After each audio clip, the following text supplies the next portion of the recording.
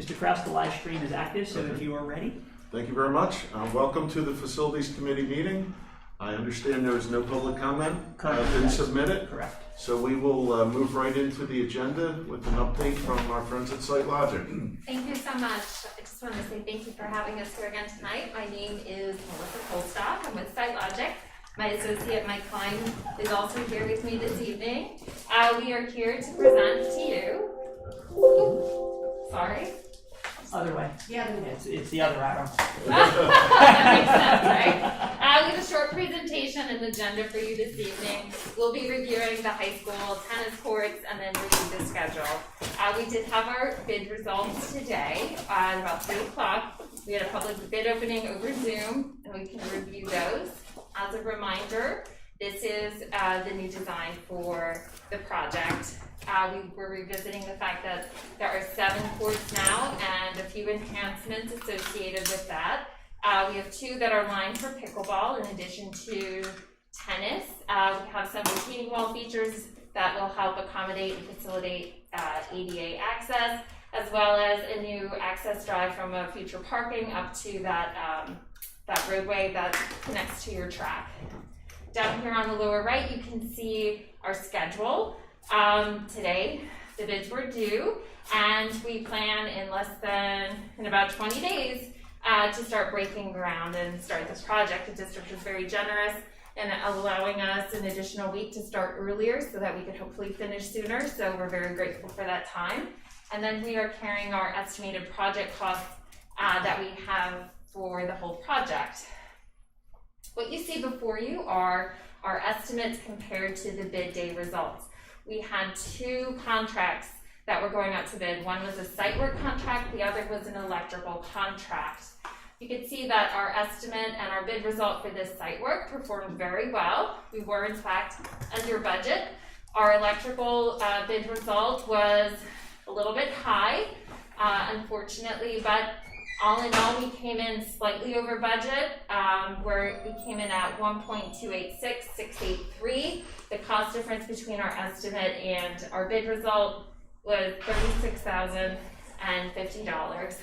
A couple of things can probably explain being slightly over on the electrical. This is very close to the summer when we would start the project, so contractors like to put a little bit of cushion in there financially to accommodate a tight schedule and timeline. So we think that's probably what happened. Additionally, we did have 2 contractors pull out on bid day. So we did have, while we had 6 contractors bid the site work, we only had 1 that actually submitted their bid today. So we're starting to see the effects of those. But overall, this was a very successful project when it came into bid today. Any questions on this that I can answer? How many electric bids did you expect? How many pulled out? We expected 3 and 2 of them pulled out. And are they all names that you know? Are they people you've done work with before? Do you have a They were. sense for what caused the pullout? I think just schedules tend to fill up, and in that case, people are actually probably starting to prepare for work, and they're actually not able to take a look at the project in the detail that they would hope, and then can't really submit a bid based on that. So we're starting to see the beginning of their busy period now. Okay, we can move on to the schedule. So here's the schedule of activities that we're looking at actually in the next month or so. So today you can see we're reviewing the bids, and next week we would recommend at the board meeting accepting those apparent low bidders that you see today, moving forward with those contracts. The next June facility meeting, we will have some agenda items for you to start to review and consider. These would be next year's maintenance items, as well as some other large projects that the district is considering. We're noting the last day of school, teacher in service, and how that starts to relate to our timeline when we want to start making, again, at those board meetings, any potential decisions regarding those projects, but most specifically the construction of the tennis courts and the construction maintenance work that's going to begin at the end of this month and carry us all the way through to mid-August. This is in fact the end of my presentation tonight. Those So, dates, Sean, just- yeah, so just to remind you, I mean, we had this conversation previously last month, but those dates in terms of the tennis court construction, yes, the season begins August 16th, I believe, yes. is the first day for the tennis team to be back in the fall. And so being able to give them that extra week instead of starting June 1st, to be able to start May 24th, was in hopes that we have put in some padding so that if there's some rain this summer or some bad news, that allows us to hopefully be done. We have made contingency plans to be able to start the tennis season indoors. Actually, not indoors, at another site outdoors. And so we do have a hold on tennis courts that will be able to buy us some time. Good. Hopefully we won't need that, but the students will be taken care of if we do. And we are aware that graduation activities will be taking place, and those days that it will be taking place, no construction will be occurring on those days, so no fear there. Good. Great. Any further questions? Okay. It's call stop. Thank you. Thank Thank you you so very much much. for your time, everybody. I really appreciate it.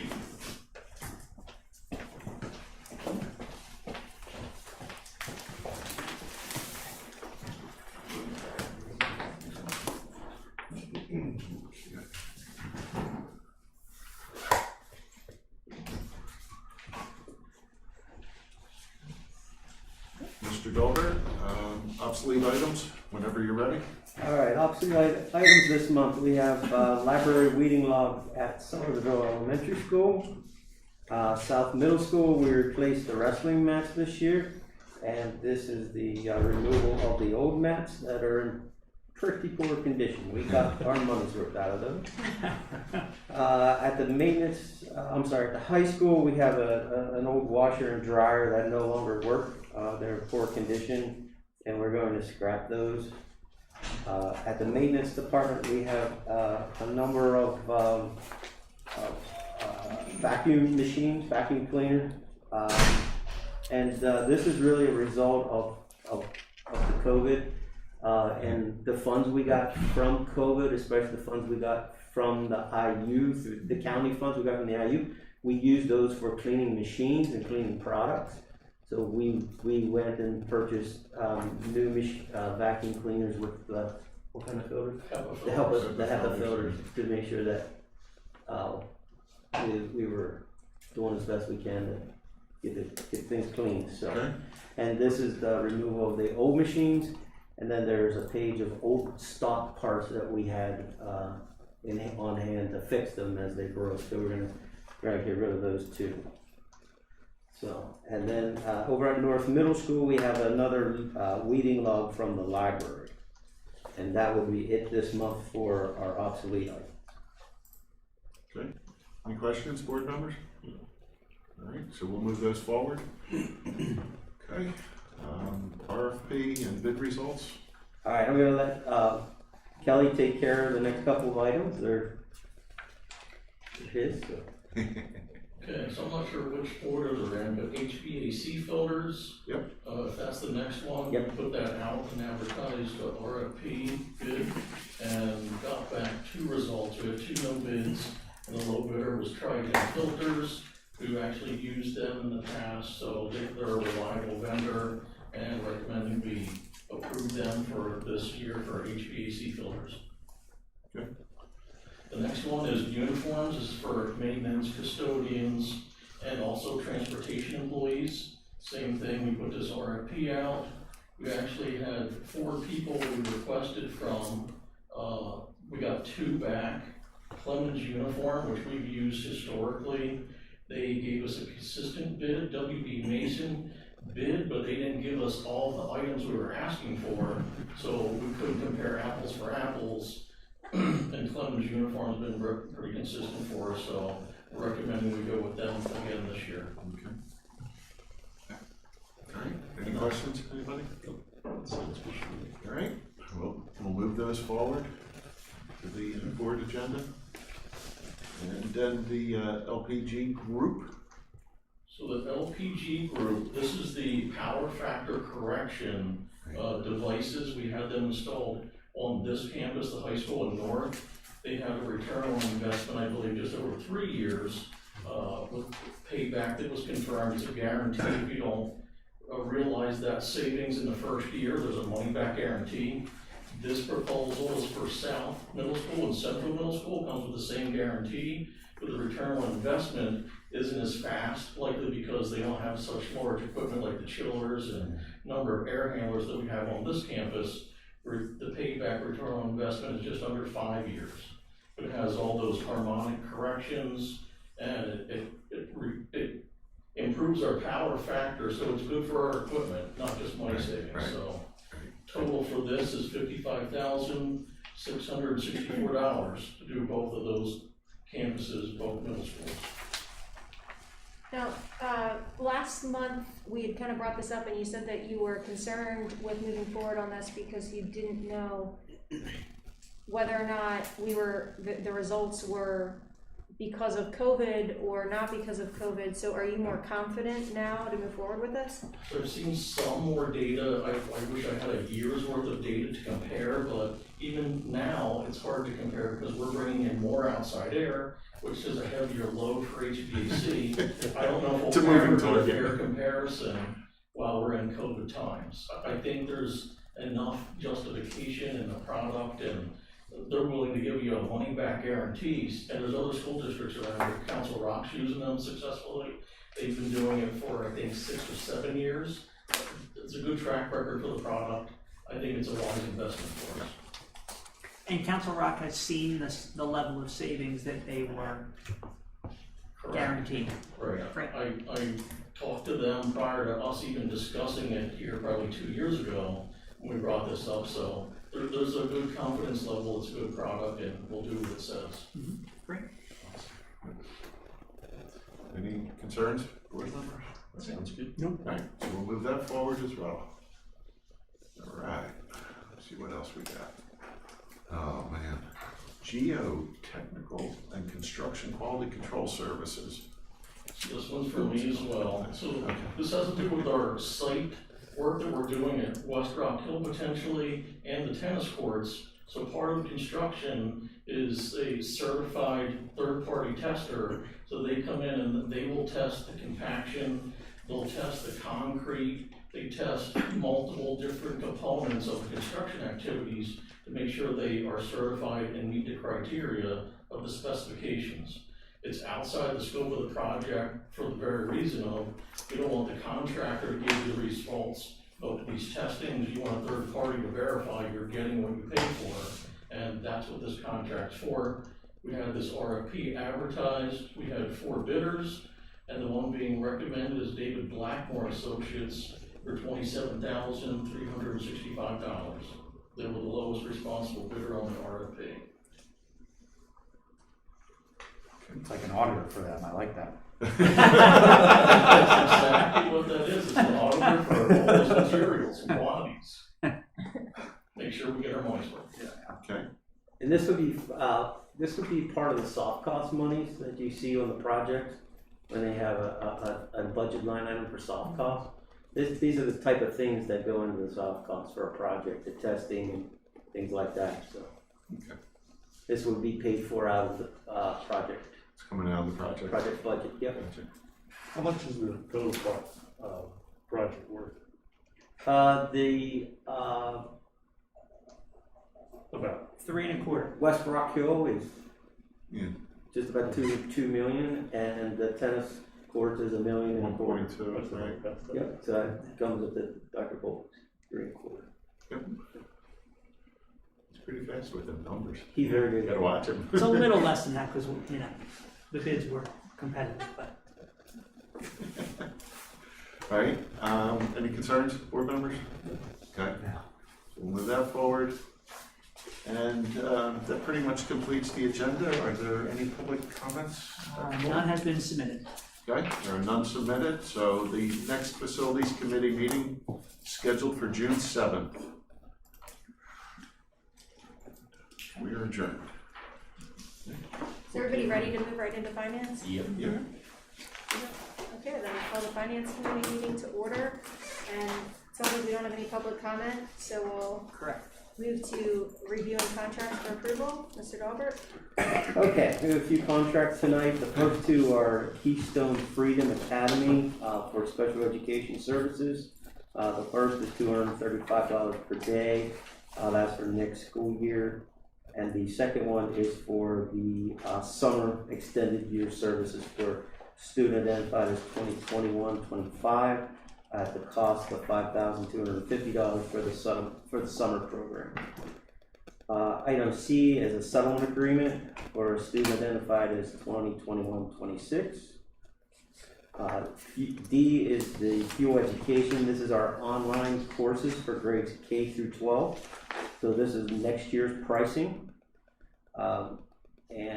The course fees are only paid as they are incurred. So we don't owe them anything if we don't use the service. We'll pay as we use the courses for our students. And there's a listing of different courses there, middle school, high school, with teacher or without instruction, and also AP and so forth. So, How does this compare to our current year contract, Mr. Dahlberg? Is it?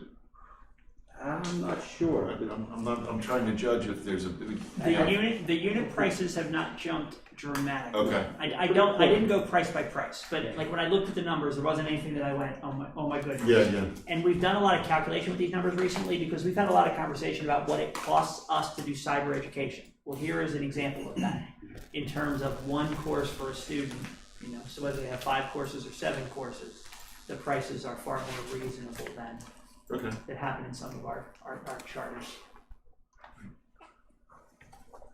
We will pull that information though and send that to the board, the current comparison, so you have the exact numbers. Yeah, I'm just kind of curious if Yeah, they're, definitely. padding things. Good. All right, the next one is the Crowd Pleasers DJ service. This is for North Middle School.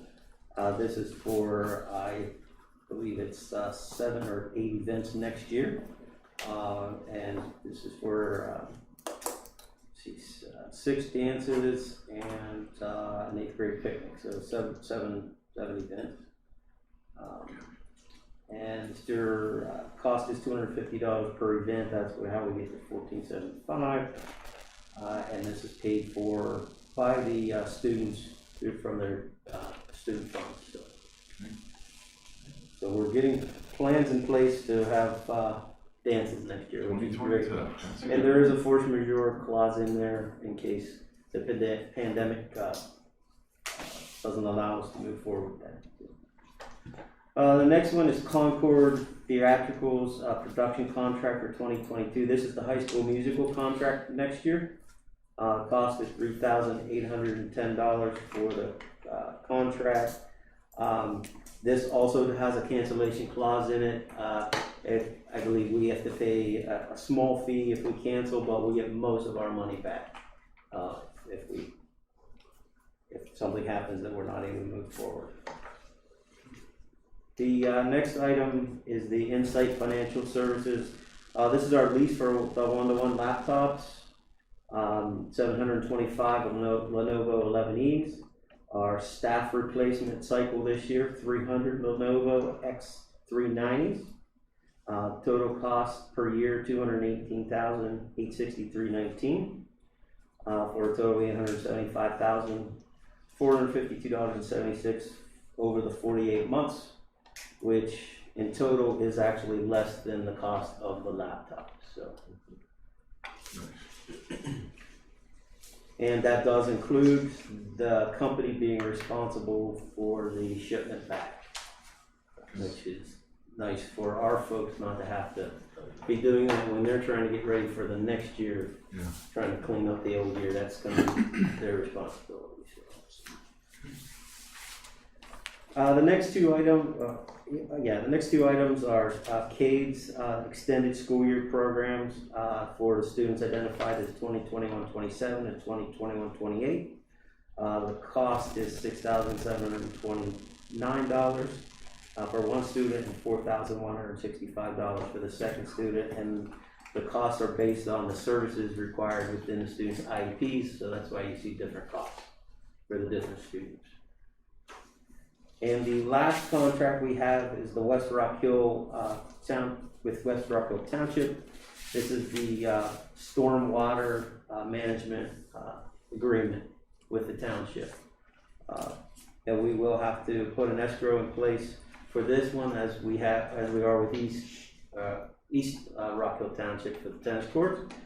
And what we're doing is for both of those, instead of putting our cash in place with townships and letting them hold it, we're getting letters of credit from our bank, and then the money will just be set aside at QNB, but it will remain in our name, earning interest for us instead of with the townships. And if something happens that we fail to do what we're supposed to do, they'll be able to draw from the letter of credit at the bank to get their money. But, so this is nice that we're actually able to keep it in our own bank account. And the townships are willing to do that, so. That's not good. Yeah, it's a good change. And that's it for contracts. Any questions or comments about those before we move forward? Okay, so we'll move those forward to the board meeting. Thank you. The next item is lunch prices for 21-22. So we're working on putting the lunch prices in place for next year, and then we got word from the federal government that all students will eat for free next year. But we still want to approve our lunch prices for next year. There's no change. We'll make sure that they're in place, approved by the board. And if a student actually says student wanted a second lunch, we can only give a student one free lunch. So if a kid comes next year and wants a second lunch, we'd have to charge them for that. So we need lunch prices in place anyway. So we just need to move forward with that, get the lunch prices in place, and we'll be ready. What rate is the government actually giving us for the lunches? They're an actual cost per meal. I'm not sure exactly what it is. I can find out from Gina what the actual reimbursement rate is. It's a designated amount, right? It has nothing to do with what we set or don't set, right? Correct. Has nothing to do with those prices. Right. Okay. These prices are for kids who pay full paid or partial paid lunches. The amount that is reimbursed both from the federal government, and then there's a piece from the state government also, doesn't correlate to these amounts. It's actually more that we get back. Is it? Oh, that was going to be my question. Is just, are we at least breaking even, or? Yeah. It's okay. actually, we get more back for a free lunch than. Okay. Yeah. So can we, since we're getting more back, can we maybe do salad bars in the elementary schools?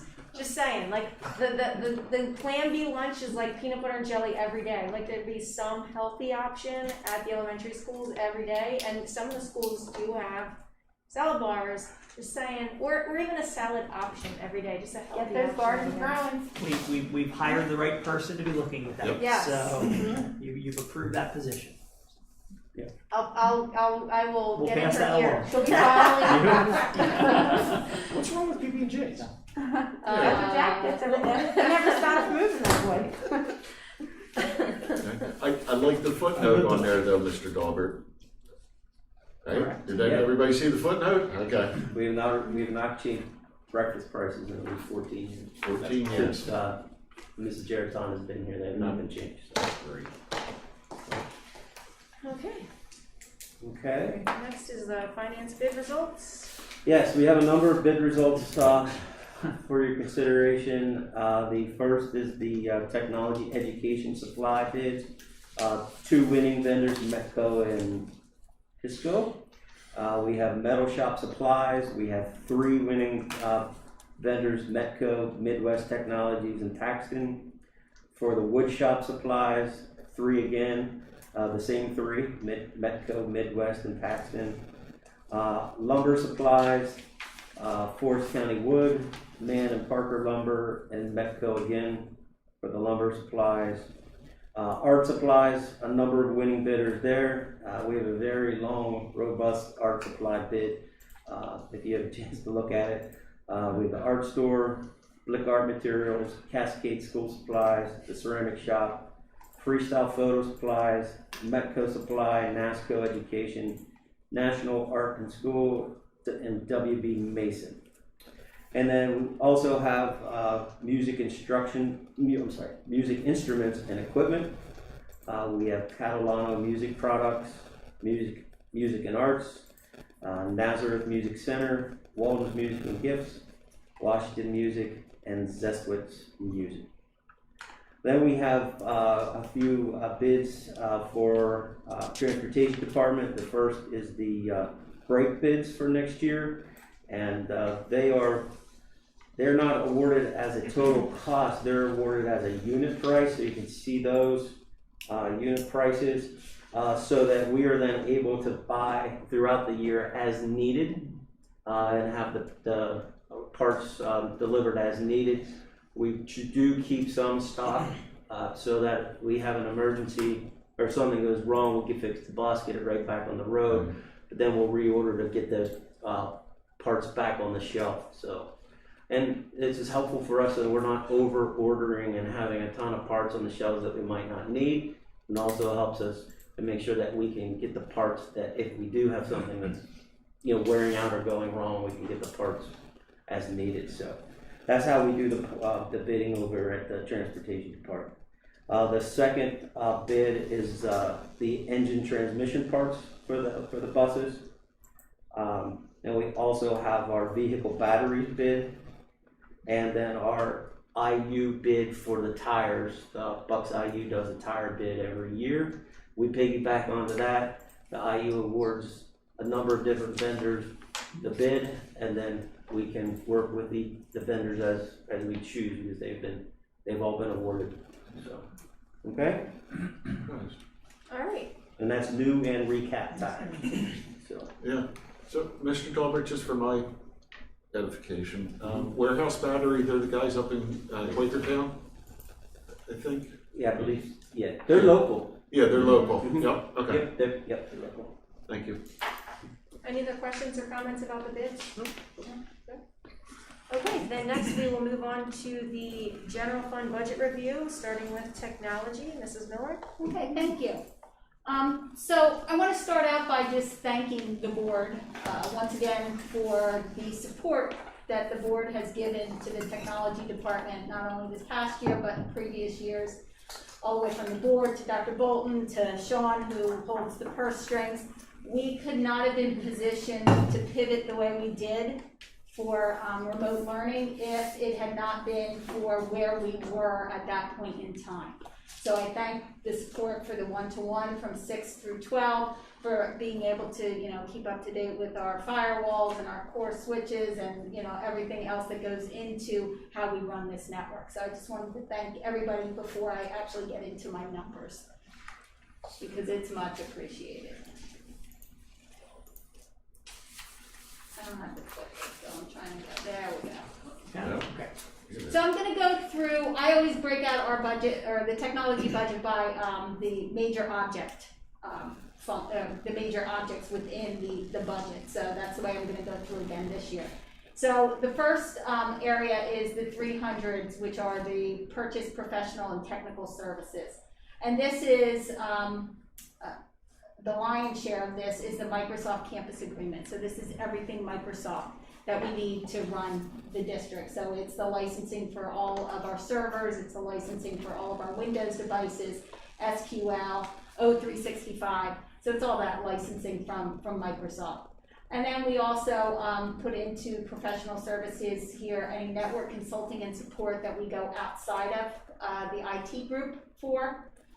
We also subscribe to the Technology Pool Consortium, and that is where we can actually ask tech-specific questions to a tech attorney, and that is spread out among all districts. How many districts in Bucks County? I was going to say 22, but that's Montgomery County. 13.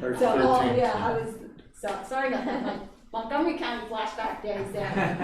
So that is spread out among all the districts throughout the county. And then our help desk system, we pay for some E-rate consulting help to make sure that we have everything, all our I's dotted and T's crossed, to make sure we don't do anything, against E-rate rules. And then there is something in there for staff development and training. So you can see that between last year and this year, we have a zero budget increase / decrease.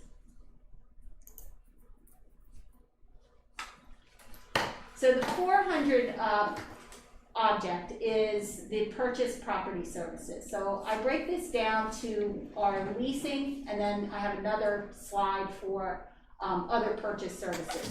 So this is just showing what we're paying for leasing our devices. So you just heard that we are going out to lease the one-to-one devices once again, and this year we're refreshing the middle school teachers.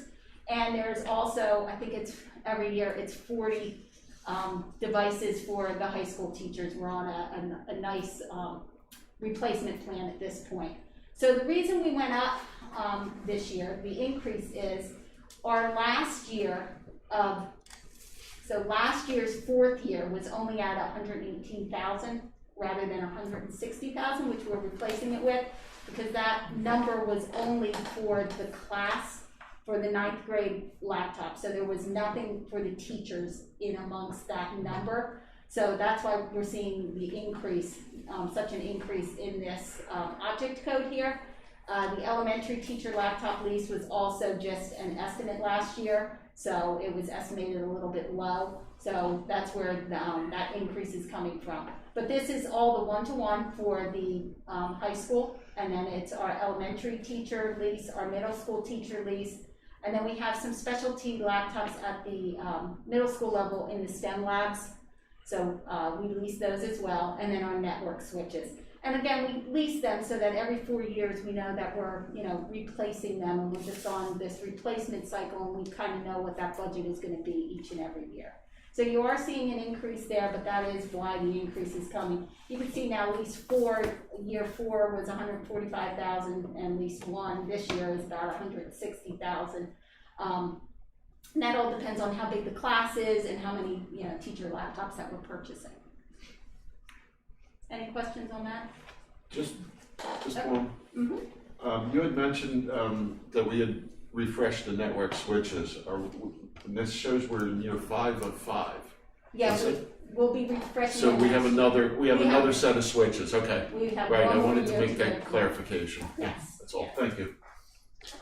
Where do the middle school computers fall in this? So the middle school computers we purchase outright, so you're going to see them fall under the 600s, so Right. under supplies. Okay. So the rest of the 400 purchase property services are really the maintenance contracts. So everything that we have obviously has to have a maintenance contract with it, and they're pricey. Like the maintenance contracts are definitely expensive, but necessary. This increase here of $9,700 has to do with JAMF, which is our mobile device manager for our iPads, because we did increase the number of iPads last year. So that's at like $9 every device. And then SmartNet is our Cisco service contracts, and that kind of comes and goes with whatever is up this year. So there's a little bit of fluctuation there this year between the iPads and SmartNet being a little bit more expensive for what it's covering for Cisco this year. Oops, wrong way. So this is just showing total of the 400s. So this would be the past 2 slides that we were looking at. So there is an increase in the budget here of $91,668. I see Mr. Dahlberg's twitching now.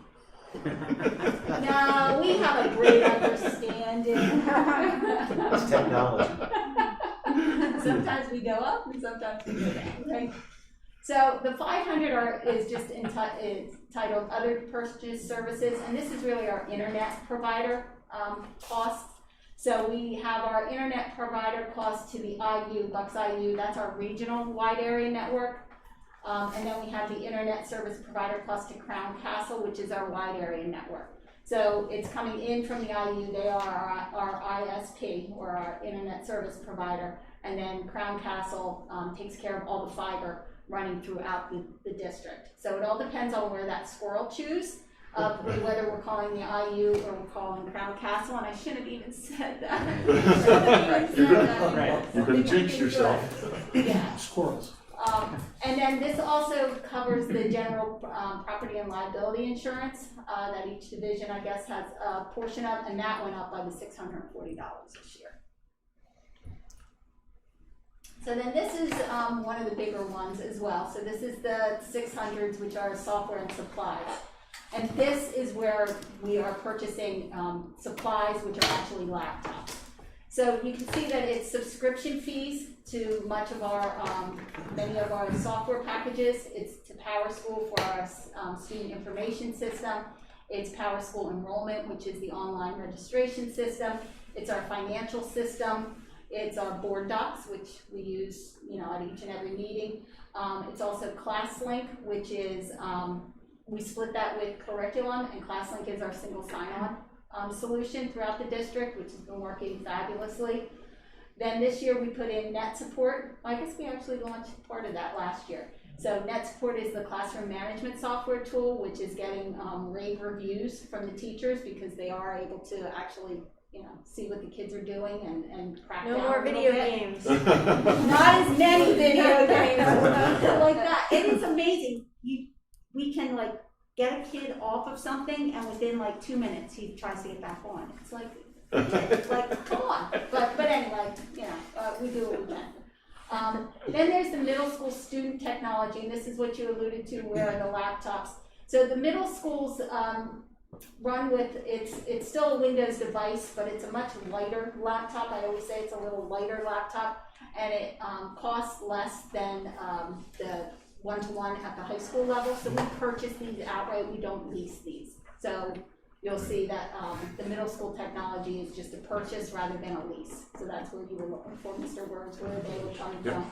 And then also the elementary student technology. So we're replacing laptops for grades 3 through 5, and then we're purchasing some additional iPads as well to make sure that we keep current, because as we find out that some of the elementary devices are getting so old that they just can't keep up with what we're trying to run, particularly the iPads. Those do have to be kept up, or we can't get them up to a high enough operating system to be able to run some of the applications. Is there a different one instead of an Apple product that would last longer, or no? So I don't think so. I think so the Apple products, we do get probably 7 years out of some of these, 6-7 years. So you're not going to get much more out of any device at that point. Yeah, So, You do get what you paid for. that's pretty good. And- Yeah. and Considered Apple the just price runs. point, right. Apple You get what you just pay for. works. I really hate to say that, but Apple just works. I really do. It doesn't work in my house, so So- I'm glad it works here. Mrs. Miller? Yes. Just a point of clarification, the middle school laptops, that are these, right? Correct. So, Mr. Wares, this is what you can Yes. see what the middle school laptops are. Yes. Thank you for pointing that out. So, one of the other things that we're doing this year is refreshing the art, the film production lab, and the business lab over at the high school. So even though we're one-to-one, we still do have some labs at the high school level because they run specialty software that will not run on the one-to-one laptop, and there's licensing issues with it. So we do still have the art, the film production, the business lab, and we still have a small lab in the music department and in the tech ed area. So this year we're replacing art, film, and business. And so that's where you're seeing an increase coming in here, because those machines are heftier machines. Especially for in the art and the film production, they're running with a very high level video card, a higher processor. So we definitely, we're replacing with something that will future-proof us. So we're hoping to be able to get, maybe 5 years out of these. These have not been replaced since I've been in the district, these 3 labs. These So these teachers 3 are labs- jumping for joy. Yeah, these Over 3 this labs refresh. have really, they're used hard, and they have not been replaced. So it's time to get these It's time, labs yeah. now on a replacement cycle as well. That's- So, Makes sense. and then other things that are included in this line item are projectors, Wi-Fi adapters. We found that we needed a lot of consumables this year, so as the teachers were, working differently in their classrooms because they were also teaching to the students at home, we had to purchase additional Wi-Fi adapters for the projectors. Any projectors that aren't Wi-Fi compatible were trying to get those replaced over the summer, so just in case we have something like this again, that we're, prepared with a more up-to-date projector. And then the other thing, the last line item there is the replacement Chronos clock timekeeping clocks. So we're replacing, I think, 16 of the clocks throughout the district that people swipe with. So it's the swipers. So they're being replaced this year as well. So you are seeing an increase here, and it's due largely to the labs being refreshed and the Chronos clocks and some additional iPads that we don't usually purchase. So just a little bit more technology coming in at every level. Okay. Any questions on there? Sharing of technologies, nothing wrong with that. So the budget for this year is coming in at 2.3. There is an increase of $268,091, but I think for what we're getting, still keeping pretty even. We haven't had an increase. I think pretty much we haven't had an increase for the past even 2 to 3 years at this point. So now it's just time that there are a few things that need to be taken care of. So, and that's it. Any questions? Great. Thank you so much. All right. Thank you. Thank you. Mrs. Miller? And next we have the proposed general fund. Great news for you, I do not have a PowerPoint presentation. We are at that point in time in the year where we are on the PDE budget form, which means we're pretty darn close to being done. Great time of the year. So this document culminates basically the last 6 months of work, starting with our principals and department heads. We've explained it before, it comes through to business office, and Dr. Bolton and I sit with each department head and principal and go through the budgets and back and forth, and we go through the process of developing the personnel budget, which is salary and benefits for every one of our employees, make sure we've got everybody counted, nobody double counted. And then we start in our process where I start bringing you guys numbers and PowerPoint presentations, and we go through all those things we go through every year, and we come to this point in May where now as the school board we turn this budget over to you and ask you to vote on it.